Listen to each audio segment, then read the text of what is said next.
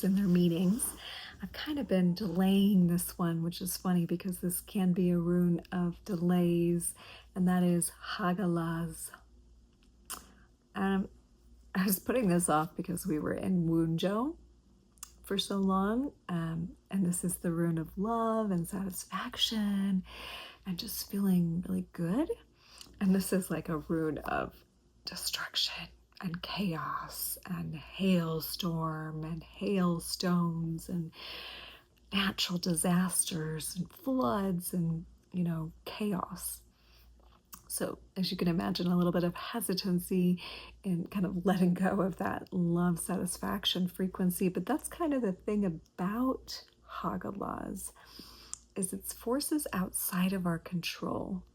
And we have been seeing this a lot recently in world situations. I mean, we've had like so many thousands more flash floods just in this half of the year than we've had in, every year previous, for like, they're calling them 1,000-year floods.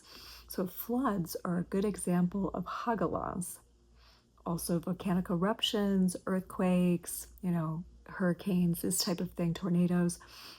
They fall into the category of Hagalaz. They are destructive forces outside of our control, and they disrupt.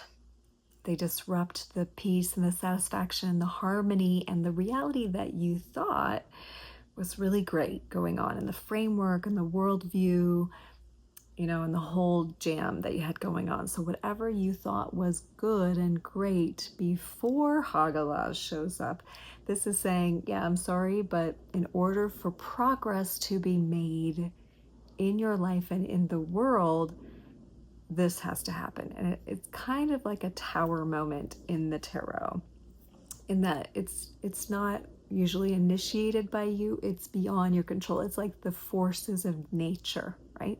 So it's not something you can control, and when it comes, it just, it sweeps away your previous framework. Like I'm thinking about, what happened in Texas recently, this sweeping away of something that felt good and pure and innocent and beautiful and loving. And this can happen, in your environment, in a relationship, with your health, in the world at large, where there's just this big, chaotic, destructive change that changes the landscape, that changes maybe your family constituents, changes your beliefs, your faith even is tested by this rune. Like what you thought you believed in can suddenly be disrupted by Hagalaz energy and the force of this. And it's purposeful in that we really don't know the greater arc of our lives. So remember, this is a spiritual understanding system. This is helping, these runes help us look at a bigger framework that's happening, behind the scenes of our life, in the spiritual forces. So this energy is coming in and it's saying, actually, there is a better way. There is a more purified way. And like if it's in a relationship and the relationship's going through chaotic destruction, it's like, if you allow this energy and then you reapproach with a new way of looking at things, new way of approaching things. It's like a rupture that stops things from going how they were, right? And it's like unforeseen events. But if you can move with it and you can build on a new foundation now, and sometimes you don't have a choice. Like if your house gets swept away and you're gonna have to build a new house. You're gonna have to create a new foundation. But if your relationship's going through a destructive or ruptured moment, that doesn't necessarily mean the relationship is over. It means the universe is like, this needs a different foundation. The one you were working on before is actually obsolete. And this can happen if you are in a like trauma bonded relationship, but you're actually soulmates, or you're actually, meant for a greater purpose, but you also have karmic ties or something, like things you were helping each other work out, which can, relationships can be layered. You can be working out a karmic layer with someone, but then you can also have like a fated future together. And so there'll be a rupture sometimes in that relationship dynamic that makes you, because of the love that you share, and that love is seeping through from the previous rune, right? There's still this wound, Joe. It's like you found the love, maybe you didn't know how to place it. Maybe you didn't really know how to take it to the next level. And that could be self-love too. You just started to realize that you wanted to do such and such a thing, and you want to take it to a new level, but you couldn't make yourself do it, or something was blocking you, or you just thought you had to keep going on this job or whatever. And so a health crisis happens.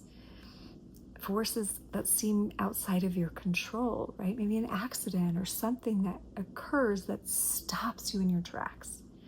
And now you have all this downtime where you're contemplating how I want to move about forward from this. This is Hagalaz. And Hagalaz requires you to be flexible. And so it is saying, we're not just going back to the way things were. And this can be globally too.